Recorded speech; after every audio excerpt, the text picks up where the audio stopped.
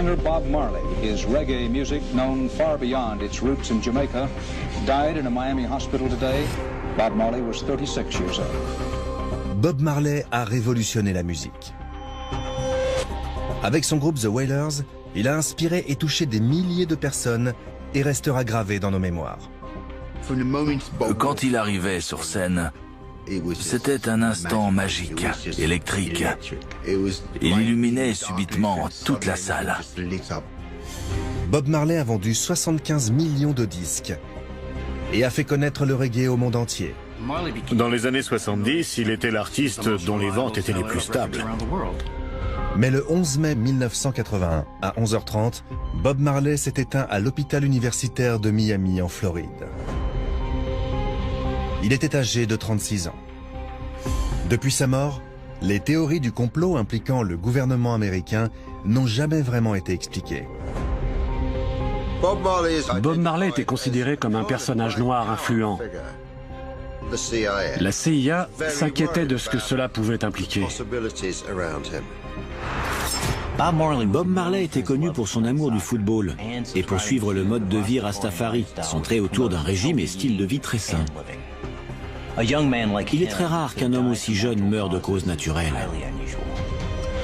Donc, je vais utiliser les preuves médicales pour découvrir pourquoi il est décédé de façon si prématurée.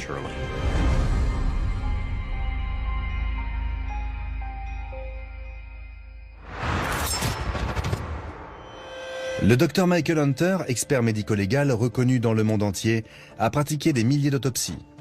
Il est souvent appelé pour enquêter sur des morts suspectes et travaille donc de concert avec les forces de l'ordre et d'autres experts judiciaires. Il est le médecin légiste en chef dans l'une des plus grandes villes du monde et enquête sur des morts suspectes depuis environ 20 ans.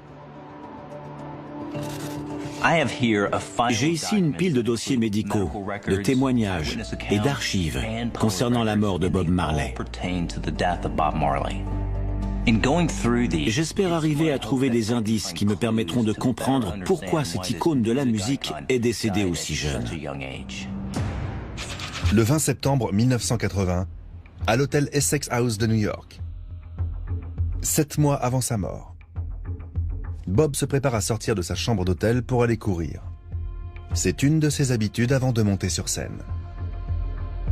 Ce soir-là, il jouera le premier de 2 concerts à guichet fermé au Madison Square Garden, 2 dates de sa 6e tournée aux États-Unis. Les années précédentes, les tubes comme No Woman No Cry ou Buffalo Soldier ont été numéro 1 des ventes dans le monde entier. Ils ont fait de lui la première superstar jamaïcaine. Ses chansons cherchaient aussi à mobiliser contre la pauvreté et ce qu'il voyait comme l'oppression de sa terre natale bien-aimée. Les gens ont du mal à croire en la sincérité de son message. Quand il disait qu'on devait s'entraider, au lieu de faire passer nos besoins matériels au-dessus de tout. Mais il était comme ça. Well, my life not important to me. Other people's life important. My life is only important if me can help plenty people. If my life is just me, my own security, then me don't want it. My life is for people. That's where me is. La première chose que j'ai notée, c'est qu'il était mince et musclé. Il pesait 70 kilos et mesurait 1,70 m. Son indice de masse corporelle était donc de 24,3, ce qui était normal. Les témoignages m'indiquent qu'il avait une vie saine, qu'il faisait beaucoup de sport, il courait, il jouait au foot. Je sais aussi qu'il mangeait bien, qu'il buvait très peu d'alcool, qu'il se nourrissait surtout de fruits et de légumes. Donc, son corps était le plus protégé possible contre les crises cardiaques, les AVC et le diabète. Et au dire de tous, il semblait être en très bonne santé. Robert Nesta Marley est né le 6 février 1945 dans la ferme de sa grand-mère, sur les hauteurs de Sainte Anne en Jamaïque. Lorsqu'il est né, son père Norval avait 60 ans et sa mère Cedella seulement 18. La mère de Bob, Cedella Booker, était une Jamaïcaine de forte corpulence. Elle était inébranlable et elle avait une foi inébranlable. Le père de Bob était blanc et originaire d'Angleterre. À cause de sa peau claire, enfant, Bob était victime de harcèlement. La musique et le sport étaient ses sources de réconfort. Quand il vivait à 9 Miles, Bob s'est passionné de football. Il y jouait avec un pamplemousse. C'est aussi là qu'il commence à s'intéresser à la guitare. C'est quand la famille de Bob a quitté Sainte Anne et la campagne pour la capitale de la Jamaïque, Trenchtown, que Bob s'était pris de la musique. C'est devenu pour lui une véritable passion. C'est à Trenchtown qu'il est devenu mordu de musique, parce qu'il y découvre plein de sons différents. Il s'est décidé à devenir musicien. Il y a créé son premier groupe, appelé à l'époque The Wailing Wailers. En 1964, alors qu'il a 19 ans, le premier titre de Bob, Simmer Down, est en tête des ventes en Jamaïque. C'est ainsi que la star est née. Le 20 septembre 1980 à Central Park dans New York. 7 mois avant la mort de Bob. C'est le jour précédant son concert au Madison Square Garden. Et Bob court avec son ami Alan Cole. Ils allaient courir sur la plage, à la montagne. Il aimait se maintenir en forme et se sentir le mieux possible. Tout à coup, il a une crampe à la jambe. Il ressent une vive douleur au cou et il s'effondre sur le sol. Son corps va trembler de manière incontrôlable pendant plusieurs minutes. D'après ce qu'a dit Bob de l'incident, en plus de ces soudains tremblements avant qu'il ne perde conscience, sa vision s'est altérée et il avait du mal à parler. Ces symptômes montrent clairement qu'il devait avoir un très sérieux problème de santé. Malgré son grave malaise, Bob a joué ce soir-là au Madison Square Garden comme prévu.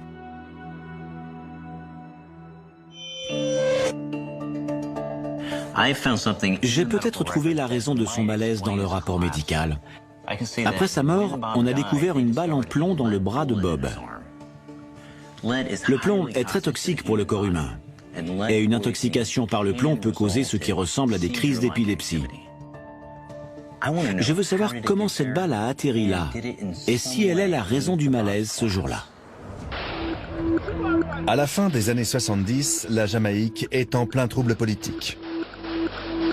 La pauvreté et la corruption sont courantes. Et à l'approche des élections, la violence bat son plein dans les rues. Le Parti national du peuple, le PNP, et le Parti travailliste de Jamaïque, le JLP, sont au coude à coude. Bob Marley se retrouve mêlé au conflit parce qu'il a montré son soutien au PNP 4 ans plus tôt. En octobre 1976, au studio Hope Road en Jamaïque. Environ 5 ans avant son décès. Bob est alors devenu une personne de grande influence dans le pays. Et le Parti national du peuple aimerait qu'il leur apporte son soutien. Leur victoire serait alors garantie. Mais Bob est déterminé à ne pas être impliqué dans le conflit politique. Les deux partis voulaient qu'il se range de leur côté, mais il s'y refusait. Le Premier ministre et leader du PNP, Michael Manley, rend une visite surprise à Bob et le convainc de donner un concert gratuit pour le peuple jamaïcain pour tenter d'apporter la paix dans l'île. Dès que les affiches du concert sont apparues, Michael Manley a demandé à ce qu'une élection ait lieu quelques jours après le concert appelé Smile Jamaica Concert. En avançant la date de l'élection, le PNP a donné l'impression que Bob soutenait Manley, alors qu'il s'était donné beaucoup de mal pour éviter ça. Il a été piégé par les politiciens. Malgré l'atmosphère politique très tendue, Bob décide d'honorer son engagement et il va faire le concert comme prévu. Mais les conséquences de cette décision vont être dévastatrices pour Bob et son groupe. Ils ont débarqué comme ça. Tout à coup, on a entendu des coups de feu. Un instant, ils rigolaient ensemble et l'instant suivant, ils se sont retrouvés dans un film d'horreur. Des types ont déboulé dans le studio. Plein de coups de feu. Et soudain, plus rien. Le silence était presque tout aussi assourdissant, c'était très étrange. On n'entendait plus aucun son. Les tireurs ont ensuite disparu et on ne les a jamais identifiés. Tout le monde pense qu'ils ont été engagés par le parti politique opposé. Bob, sa femme et son manager ont tous les trois été blessés. Bob a été touché à l'épaule gauche. Aussi incroyable que cela puisse paraître, les blessures de Bob ne sont pas critiques. Mais alors qu'il est encore à l'hôpital, il prend une décision surprenante. Il refuse qu'on lui enlève la balle. Garder une balle en plomb dans son bras est une décision étrange. Le danger est que le plomb s'infiltre dans le sang et cause une intoxication au plomb.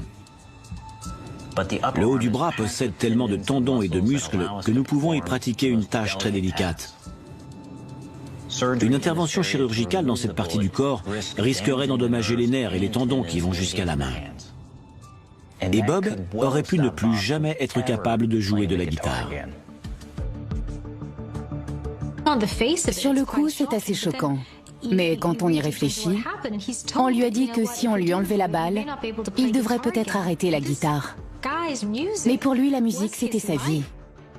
Du coup, de son point de vue, cette décision est tout à fait logique. Le dévouement total qu'avait Bob envers sa musique a-t-il en fin de compte causé sa mort?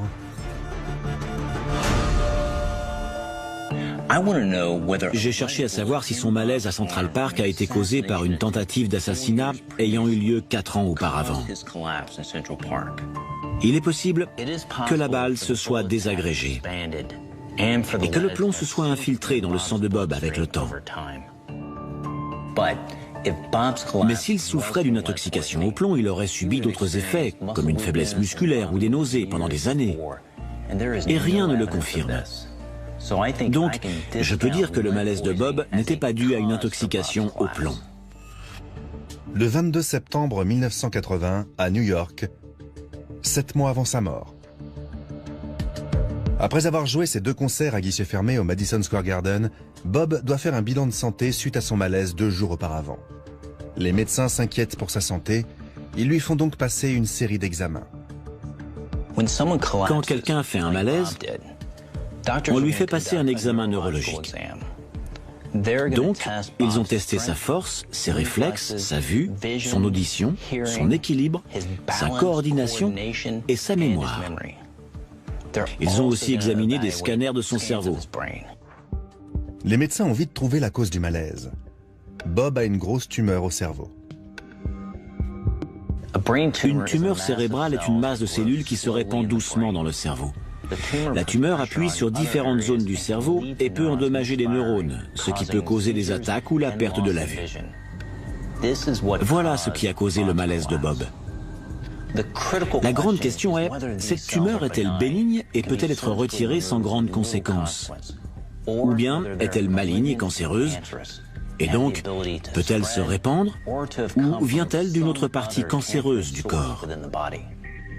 Les médecins font des examens pour déterminer la gravité de la tumeur de Bob.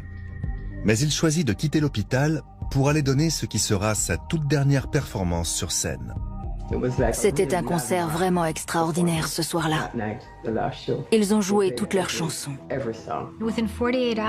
En 48 heures, il a décidé de faire son concert comme prévu. Ça montre à quel point il s'investissait dans son art, à quel point ça lui donnait une sensation de liberté, ça lui donnait une voix et le sentiment d'être connecté à son public. L'obsession de Bob pour la musique a commencé lorsqu'il était âgé de seulement 10 ans. À cette époque, sa vie a été bouleversée. D'abord par le décès de son père. On pourrait penser que ça ne l'a pas touché parce qu'il n'était pas proche. Mais je crois que ce qui est mort avec son père, c'est aussi sa possibilité de se créer une identité. Il est raisonnable de penser que le fait que Bob soit orphelin de père était une de ses motivations pour avancer. Bob a finalement trouvé le sentiment d'identité qui lui manquait quand il a quitté la montagne pour le melting pot musical de Trenchtown. Le quartier de Trenchtown était un quartier difficile de Kingston, mais c'était aussi l'épicentre de la musique jamaïcaine.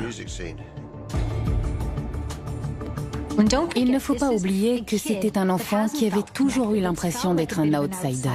Et il finit par découvrir qu'il a un talent. Et grâce à la musique, on le reconnaîtra comme quelqu'un de talentueux. Il se plongeait toujours dans la musique, malgré les difficultés qu'il rencontrait. Le 5 décembre 1976, au National Heroes Park en Jamaïque. 2 jours après la tentative d'assassinat, Bob est de retour sur scène pour le Smile Concert. J'avais peur, j'étais anxieuse parce que je me disais que quelqu'un voulait se débarrasser de lui. Et la dernière chose à faire était de se montrer sur scène devant des milliers de personnes. C'était une situation dangereuse. J'étais contre ce concert. Le caméraman américain Carl Colby était aux côtés de Bob. Il filmait les événements. J'ai passé quasiment 4 heures à discuter avec lui. Et il semblait complètement abattu. Puis je crois qu'il a regardé dehors et il a vu la foule, ces milliers de personnes rassemblées au Heroes Park. Ça avait un peu quelque chose de biblique. Il les voyait de la maison et d'un coup il a dit « c'est parti ».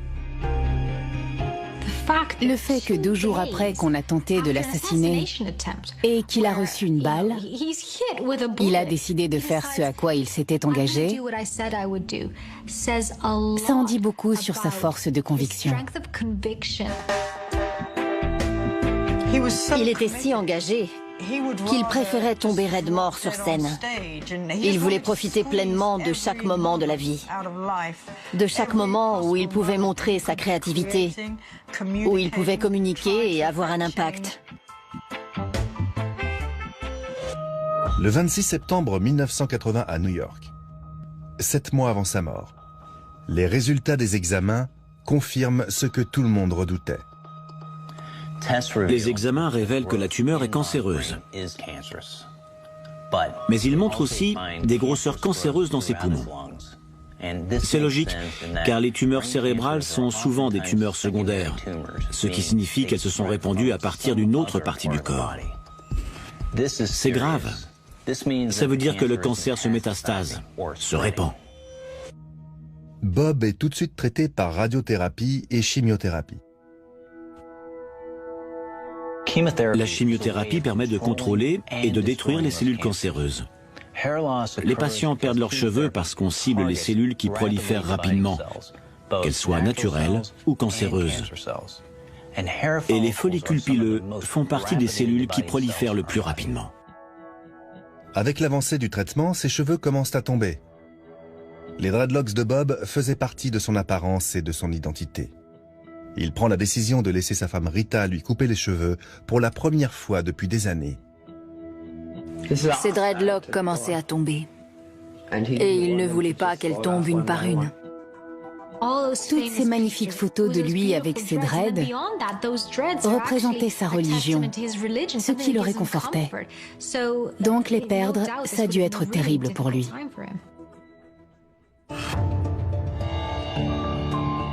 Un cancer de cette nature est clairement mortel. Et si la chimio ne fonctionne pas, Bob va inévitablement mourir. La question que je me pose, c'est pourquoi ce jeune homme en apparente bonne santé a développé cette maladie meurtrière. J'ai découvert qu'il n'avait pas seulement un cancer cérébral, mais aussi des cellules cancéreuses dans ses 2 poumons. Les tumeurs cérébrales sont souvent des tumeurs secondaires, ce qui signifie qu'elles se sont répandues à partir d'une autre partie du corps.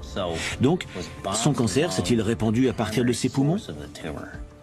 Et si oui, sa consommation de marijuana, bien connue, en était-elle la cause directe? Bob Marley était un fumeur emblématique. Pas de tabac, mais de marijuana. Il a commencé à fumer de la marijuana après s'être converti au mouvement Rastafari à la fin de l'adolescence. Se découvrir Rasta a eu un énorme impact sur la vie de Bob Marley. Ça expliquait pour lui beaucoup de choses et ça lui donnait une mission à accomplir. Les Rastas croient que l'arbre de la vie mentionné dans la Bible est un plant de cannabis et que certains passages disent d'en utiliser. Pour lui, fumer de la ganja, c'était entrer en contact avec sa créativité. C'était un peu trouver une sorte de moi supérieur. Bob, how important is the ganja to a Rasta man? Ganja is a bird. This is herb. Herb. Does it matter to you that it's still against the law here in Jamaica? Every law is illegal. Le dévouement de Bob pour la religion Rastafari et le rituel de fumée de la marijuana ont-ils fini par causer sa mort prématurée? On ne sait pas encore si la marijuana est une cause de cancer. On sait que c'est le cas pour le tabac. Mais on ne connaît toujours pas les conséquences que peut avoir le cannabis à long terme. Cependant, si fumer de la marijuana a causé le cancer de Bob, il aurait développé au fil des années des douleurs au thorax et de grosses toux des mois avant la croissance de sa très grave tumeur cérébrale. Mais je n'ai trouvé aucun diagnostic de problème respiratoire avant son malaise en septembre 1980. Donc, si sa tumeur ne vient pas des poumons, d'où vient-elle?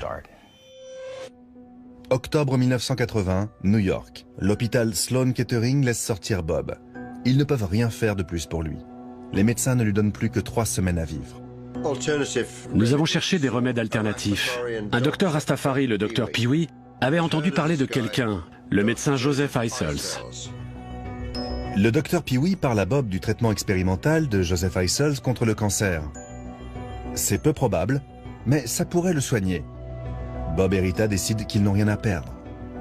Ils se rendent à la clinique du docteur Eissels en Bavière, en Allemagne. Le docteur Joseph Eissels était un personnage controversé. Il ne prenait que des cas qu'on disait désespérés et avait un certain pourcentage de réussite. En novembre 1980, dans la clinique Ringberg en Bavière, en Allemagne de l'Ouest. Quand Bob arrive, il est faible, mais plein d'espoir. Le docteur Eissels lui explique le traitement. Pour commencer, il faut suivre un régime spécial et subir des fièvres déclenchées par des médicaments. Le but du traitement d'Eissels est de faire réagir le système immunitaire du corps humain pour qu'il reconnaisse et élimine le cancer. Dans sa clinique, il administre à ses patients des toxines de Collie, qui seraient apparemment des bactéries mortes. Le corps prend ces toxines pour une infection et le combat par la fièvre. Beaucoup sont méfiants envers Eissels.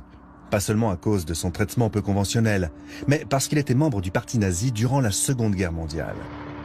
Il était médecin pour l'armée contre les Russes. Je trouve qu'il y a beaucoup d'ironie dans le fait que grâce à la paix apportée par la musique, le sort de Bob ait touché un ancien nazi. Même si on a fait grand cas des liens d'Eissels avec les nazis, il a quitté le parti quand on lui a demandé de ne plus soigner les patients juifs. Dans la clinique d'Eissels, Bob doit suivre un régime alimentaire très strict, avec très peu de viande rouge et beaucoup d'eau, de fruits et de légumes. On appelle ce régime un régime microbiote. Le but est d'éviter les aliments qui contiennent des toxines. Certaines personnes disent avoir guéri de leur cancer grâce à un régime microbiote. Mais il n'existe aucune preuve scientifique qui atteste de ces effets. De plus, pour moi, le régime Rastafari que suivait Bob, constitué de noix, légumes et fruits, me dit qu'il faisait déjà tout pour protéger son système immunitaire. L'étape suivante du traitement est de retirer tout ce qui pourrait causer une infection. On lui a enlevé ses caries dentaires et ses amygdales. C'est un traitement très inhabituel contre le cancer. Pour moi, pratiquer une intervention chirurgicale superflue sur une personne souffrant d'un cancer très avancé n'est pas justifié. Cela fait risquer aux patients plusieurs autres conséquences, dont une infection. Je ne comprends toujours pas pourquoi Bob a développé un cancer si agressif alors qu'il n'avait que 36 ans. Et d'où vient ce cancer? Mais j'ai trouvé un détail dans son passé qui pourrait apporter une explication. 4 ans avant sa mort, il a subi une opération sur un de ses orteils. Le 9 mai 1977 à Paris. 4 ans avant son décès. En tournée à la suite de la sortie de l'album Exodus, Marley et son groupe se relaxent en jouant au foot entre 2 concerts. Après la musique, le football est sa deuxième passion.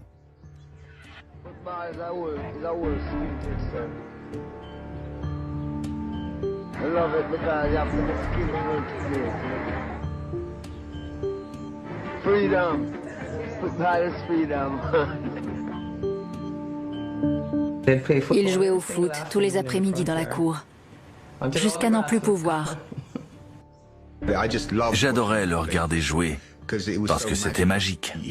C'était un très bon footballeur. Certaines sources affirment que Bob a été blessé au gros orteil du pied droit après un tacle. Il était à l'agonie.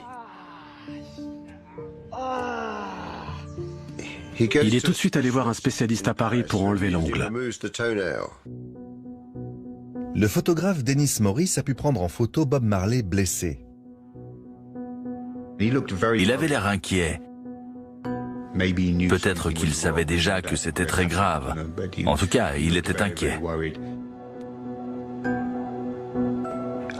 Au début, je ne pense pas que Bob Marley s'est rendu compte de la gravité de sa blessure au doigt de pied.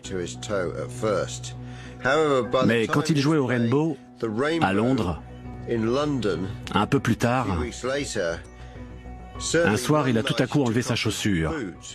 Il ne portait plus de sandales à l'époque, et sa chaussure dégoulinait de sang. Il va alors voir un spécialiste dans une clinique de Londres. J'ai découvert que quand il était à Londres, les médecins ont trouvé un mélanome. C'est la première fois qu'un cancer apparaît dans les dossiers médicaux de Bob. Donc, je pense que c'est de là que viennent son cancer du cerveau et son cancer des poumons.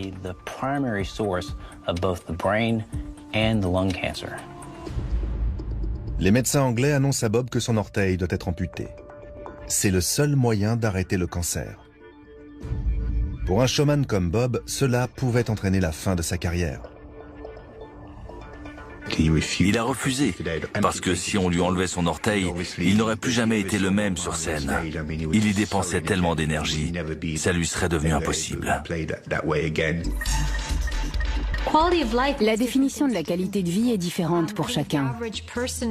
Perdre un petit doigt, ce n'est pas très grave pour la plupart des gens. Mais pour un pianiste, c'est très différent. Alors imaginez ce que c'est pour un homme dont l'identité se résumait non seulement à écrire, mais aussi à partager sa musique avec son public. On a recommandé à Bob d'aller voir un spécialiste à Miami.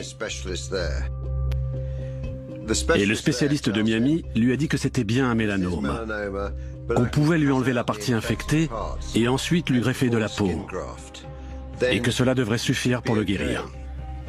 Si on a dit à Bob que son orteil devait être amputé pour enlever les cellules cancéreuses, c'est que le mélanome était à un stade avancé. Comme il a refusé cette option, les médecins lui ont proposé la meilleure alternative possible, c'est-à-dire une incision et une greffe de la peau.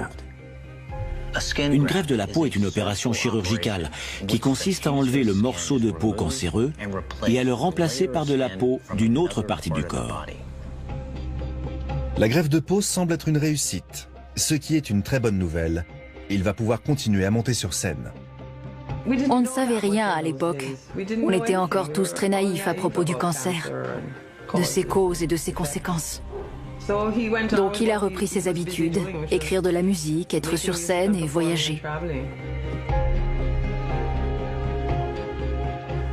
Les médecins ont dû penser qu'ils avaient stoppé le cancer de la peau. Mais ce qui m'intrigue le plus, c'est comment ils l'avaient contracté. La croissance des mélanomes est souvent très lente, et la plupart des personnes touchées ont souvent plus de 65 ans. Et ils sont causés par une exposition au soleil durant toute leur vie.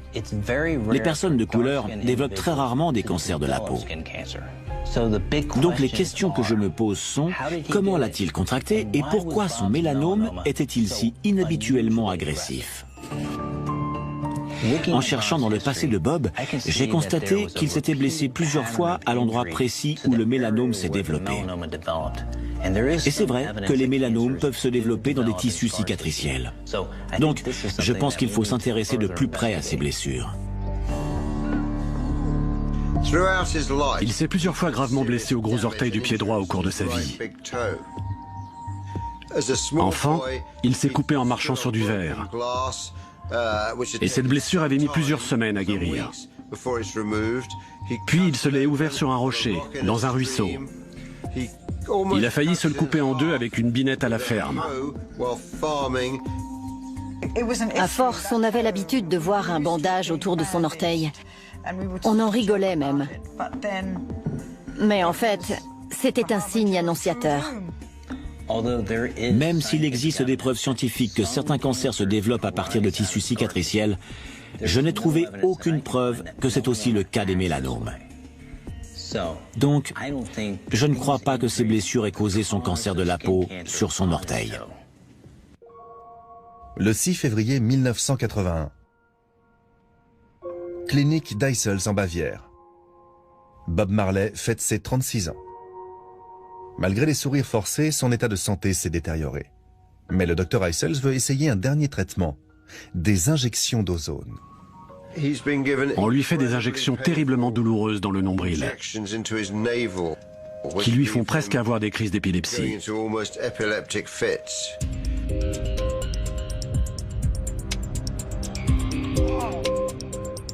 Le but est d'augmenter la quantité d'oxygène dans le corps, le plus souvent en injectant de l'ozone à l'état liquide. Mais rien n'indique que l'ozone peut être utilisé pour des traitements médicaux. Et l'American Cancer Society considère que le traitement d'Eissels est inefficace. Le 8 mai 1981, à la clinique Ringberg en Bavière. Après 8 mois de traitement, le cancer de Bob se propage toujours à la même vitesse. Il décide alors d'arrêter le traitement. Même si le traitement d'Eissels est controversé, en septembre, on ne donnait à Bob Marley que 3 semaines à vivre. Or, en avril 1981, il était toujours en vie. Donc, le traitement ne l'a pas tué, mais il a peut-être au contraire eu des effets positifs. Bob demande au patron d'Island Records de le ramener chez lui en Jamaïque. Malheureusement, il n'y arrivera jamais. Son état a vraiment dû empirer dans l'avion, car ils se sont arrêtés à Miami, qui est très proche de la Jamaïque.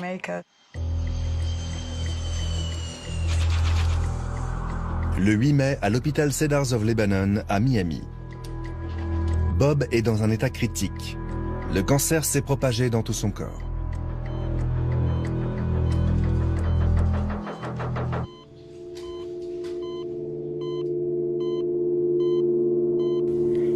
Un tel cancer est extrêmement douloureux, car les organes arrêtent de fonctionner les uns après les autres. Les poumons ne peuvent plus rejeter de fluide et se remplissent de mucus. Le foie et les reins arrêtent de fonctionner et le flux sanguin est envahi de toxines. Enfin, les tumeurs dans le cerveau et la moelle épinière provoquent des dommages neurologiques et la paralysie. La seule chose à faire, c'est administrer des antidouleurs en grande quantité, souvent des opiacés.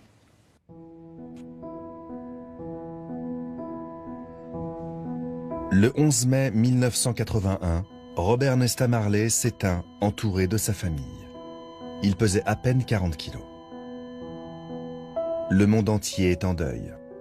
Je me souviens, à mon réveil, il y avait un flash info. J'ai regardé ma mère et tous les deux, on s'est effondrés. J'ai entendu à la radio, Bob Marley vient de mourir à Miami.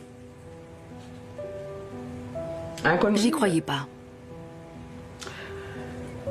On a tous entendu la nouvelle et on est tous retournés à l'appartement. Et ce 11 mai fut très dur. Vraiment très dur. Je croyais juste naïvement que Bob était un individu tellement fort qu'il vaincrait ce cancer.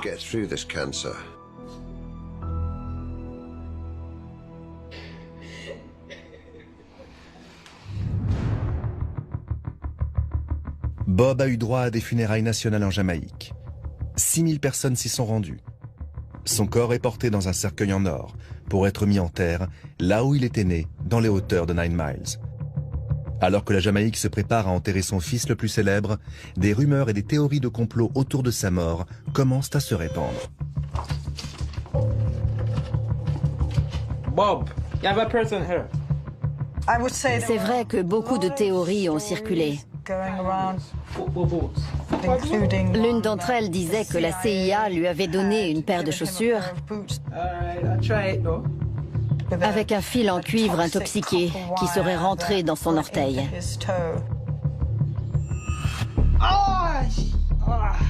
Certains pensent que c'est ce fil de cuivre intoxiqué qui a causé le cancer de Bob. Ils croient que les chaussures en question ont été remises à Bob dans les coulisses avant le Smile Concert en Jamaïque, le 5 décembre 1976. La Jamaïque était très proche de Cuba, qui était très communiste. Et à l'époque, le premier ministre jamaïcain, Manley, je crois, avait décidé de s'allier à Castro, ce qui a inquiété l'Occident. La CIA a tenté plusieurs fois d'assassiner le président cubain Fidel Castro. Se sont-ils donc aussi inquiétés du succès du chanteur révolutionnaire? La CIA a-t-elle tué Bob Marley avec un fil de cuivre intoxiqué? Ce que je sais, c'est qu'on lui accordait de l'importance. C'était un homme d'une grande influence qui donnait à des gens du monde entier un sentiment de liberté. Parfois, les pouvoirs en place ont peur de cette influence. Chris Blackwell d'Island Records avait dû se rendre à l'ambassade des États-Unis à Kingston. On lui a dit là-bas que les Américains surveillaient son chanteur, Bob Marley, car ils le considéraient comme un danger potentiel. Un élément vient étayer la théorie conspirationniste. Le fait que Carl Colby, le caméraman qui devait filmer le concert de Bob Marley, était le fils du tout juste retraité ancien directeur de la CIA, William Colby. Même si Carl était un réalisateur de documentaires souvent récompensé, embauché par le patron du label de Bob Marley, Island Records, pour filmer le concert. Pour beaucoup de fans de Marley, c'était une trop grosse coïncidence. J'ai été un peu perturbé quand j'ai vu qu'on me prenait pour un agent secret qui avait offert à Bob Marley une paire de chaussures de football empoisonnées. Je me suis dit que c'était complètement ridicule. Après, j'ai demandé à mon père, comment se débarrasse-t-on de quelqu'un? Il m'a répondu, il faut engager un professionnel qui n'a jamais mis les pieds dans le pays avant, qui s'en va 12 heures plus tard, il laisse l'arme, mais pas de trace de lui, ni aucune empreinte. En tout cas, on ne recrute pas le jeune fils d'un ancien directeur de la CIA qu'on vient de flanquer dehors. C'est une idée farfelue. Mais même si Carl Colby est un assassin improbable, est-il possible que la CIA ait quelque chose à voir avec le cancer de Bob Marley? Pour tuer quelqu'un avec du poison, en général, on injecte à la victime une petite quantité de toxines létales en la poignardant ou avec une toute petite flèche. Mais je ne connais aucun poison qui puisse engendrer un mélanome. Donc pour moi, les conspirationnistes ont tort. Mais comment une personne à la peau noire et de l'âge de Bob Marley a pu développer une forme si agressive de cancer de la peau? Le docteur Hunter pense avoir trouvé la réponse. C'est l'endroit du mélanome qui m'a mis sur la piste. C'est rare que des gens de couleur en développent. Mais quand c'est le cas, 70% d'entre eux souffrent d'une forme très rare appelée mélanome acrolentigineux. Les mélanomes acrolentigineux se développent sur des parties imberbes du corps, comme la paume de la main, la plante du pied, ou possiblement sur le lit inguéal. Or, le cancer de Bob s'est développé sous l'un de ses ongles de pied. Je pense que c'est cette forme rare de cancer qui a tué Bob Marley. Mais ce n'est pas tout. Le docteur Hunter pense que le patrimoine génétique de Bob a aussi joué un rôle dans sa mort. Mon équipe est entrée en contact avec la famille de Bob Marley. Et ils nous ont confirmé qu'il y avait des antécédents de mélanome dans la famille. C'est une information pertinente, car toutes les preuves médicales indiquent que des antécédents familiaux de cancer de la peau sont un des plus grands facteurs de risque de développer soi-même un mélanome. Donc, malgré sa peau métisse, Bob a toujours risqué de souffrir de cette maladie. Sa seule chance contre ce cancer de la peau aurait été d'amputer son gros orteil. Mais pour pouvoir continuer à être lui-même sur scène, il a refusé. Lorsqu'il a subi l'excision, toutes les cellules cancéreuses n'ont pas été retirées. Et avec le temps, elles se sont répandues dans son corps, dans ses poumons et dans son cerveau. Son corps a commencé à lâcher. Et il a aussi sûrement développé un édème pulmonaire, ce qui signifie que ses poumons contenaient beaucoup de liquide. Donc, l'oxygène ne pouvant plus circuler dans son système, il y a eu insuffisance respiratoire.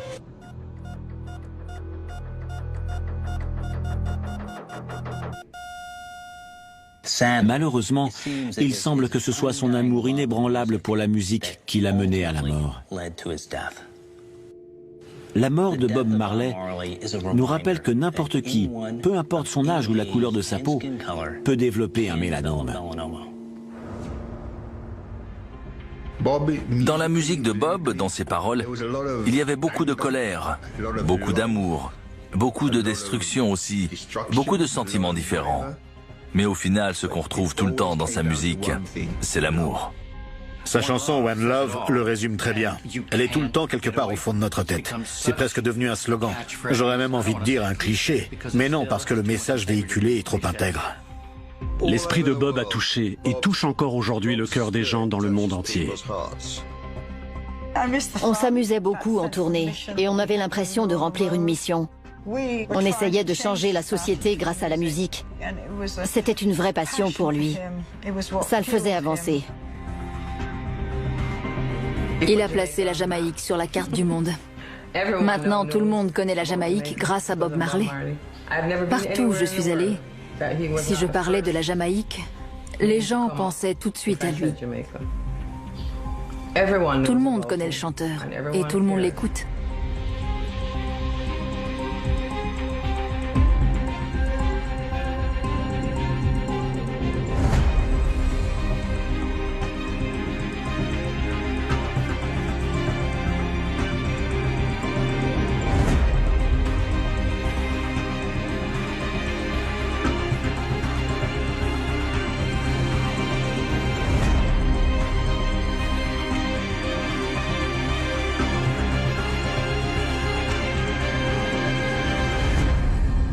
Potato.